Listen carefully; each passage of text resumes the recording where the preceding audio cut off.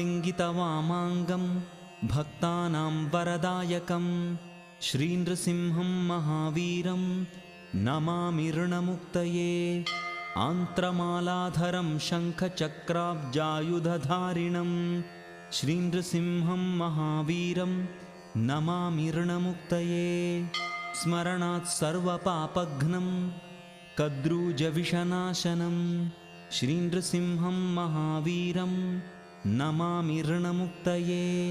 सिंहं नादेन महता दिग्दन्ति भयनाशनं श्रीनृसिंहं महावीरं नमामि ऋणमुक्तये प्रह्लादवरदं श्रीशं दैत्येश्वरविदारणं श्रीनृसिंहं महावीरं नमामि ऋणमुक्तये क्रूरग्रहैः पीडितानां भक्तानामभयप्रदं